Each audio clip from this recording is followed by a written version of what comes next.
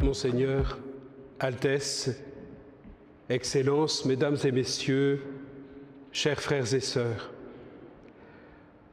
nous voici donc rassemblés pour ce rendez-vous annuel qui exprime si bien notre attachement à notre prince souverain, à sa famille, à notre pays.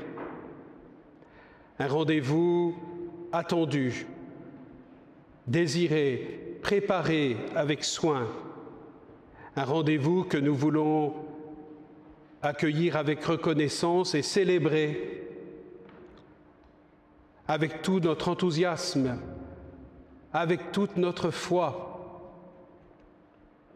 Nous le savons, nous sommes une petite portion d'humanité heureuse et fière de son identité, attachée à son histoire, à son patrimoine, à ses valeurs. Et en ce jour de fête, nous sommes rassemblés, heureux de ce que nous avons reçu, de ce que nous sommes et de ce que nous voulons vivre. Alors dites-moi, s'agirait-il donc finalement d'une auto-célébration où la principauté d'un regard rapide et superficiel sur elle-même se congratulerait pour reprendre son chemin demain comme si de rien n'était, puisqu'on a toujours fait comme ça? Au mois de juillet dernier, lors de sa visite mémorable à Monaco, le cardinal secrétaire d'État Pietro Parolin nous rappelait, au nom du Saint-Père, que notre identité est d'abord et avant tout une responsabilité, une vocation. Cette vocation ne serait-elle pas de témoigner dans le monde qui est le nôtre, de témoigner que, pour reprendre l'expression célèbre de Pascal, l'homme passe infiniment l'homme, si bien que cela seul qui nous dépasse est capable de nous combler. Seul ce qui passe notre mesure est véritablement à notre mesure. Chers amis, nous aimons regarder notre terre de Monaco, notre belle terre de Monaco, et nous la recevons encore aujourd'hui comme un bien précieux, comme un lieu d'enracinement et de croissance, comme un lieu où faire fructifier nos innombrables talents et porter du fruit pour le bien de tous. Nous aimons également regarder la mer, nous réjouir des trésors qu'elle porte, nous soucier de son futur et de la manière dont nous pouvons en prendre soin. Mais regardons-nous encore le ciel. Oui, si nous avons bien des raisons de nous réjouir aujourd'hui, nous voulons vivre cette fête dans toute son ampleur et ne pas manquer sa dimension la plus essentielle. Comme le dit le pape François, quand Dieu manque dans une société, la prospérité est inévitablement accompagnée d'une pauvreté spirituelle terrible. Tous, qui que nous soyons, pouvons, nous le savons bien, sauver les apparences, la réputation, tout en laissant le vide s'installer à l'intérieur. Et parmi les questions les plus essentielles qui traversent notre intérieur, demeure toujours la question de notre origine, dans le fond, d'où venons-nous, et la question de notre destination ultime. En fin de compte, vers où allons-nous? Les textes de l'Écriture sainte que nous venons d'entendre ne pourrait-il pas éclairer ce double questionnement? D'où venons-nous? L'Écriture nous dit, et le livre de la Genèse, avec son langage poétique et tellement profond, nous éclaire. Nous trouvons notre origine la plus profonde et la plus essentielle dans le cœur de Dieu. Faisons l'homme à notre image, selon notre ressemblance. Et Dieu vit tout ce qu'il avait fait, et voici, cela était très bon.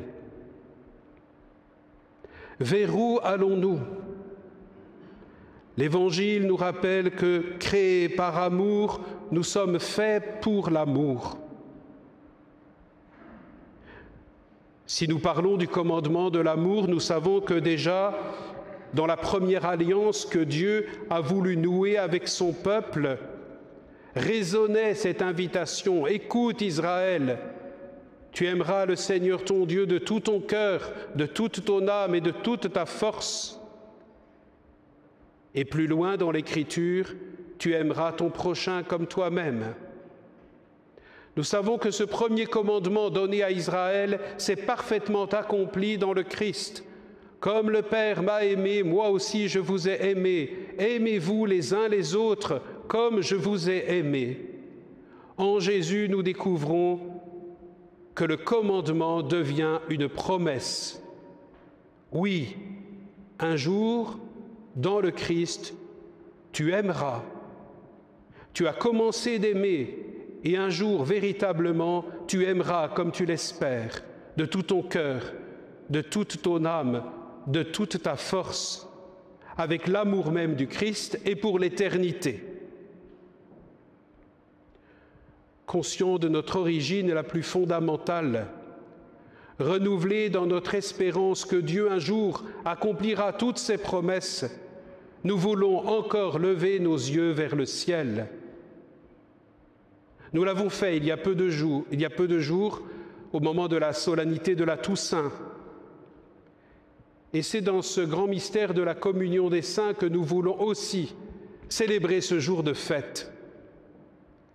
Sur la tombe de l'écrivain Bernanos, on peut lire cette phrase: « Quand je serai mort, dites au doux royaume de la terre que je l'aimais plus que je n'ai jamais osé le dire. »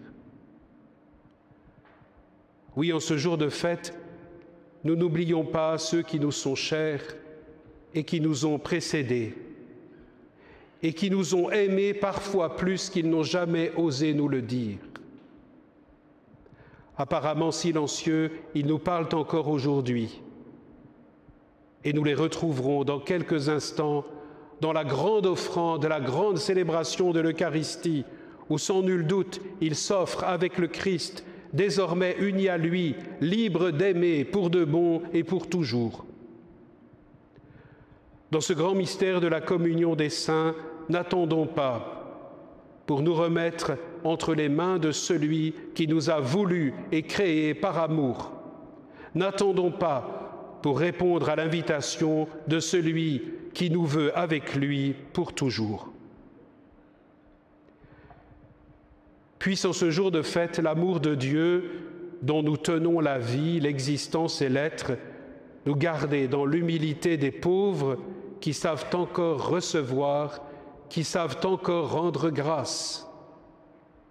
Puisse l'amour de Dieu qui nous fera vivre éternellement avec lui, nous garder dans l'espérance pour que nous attendions fermement l'accomplissement de toutes les promesses.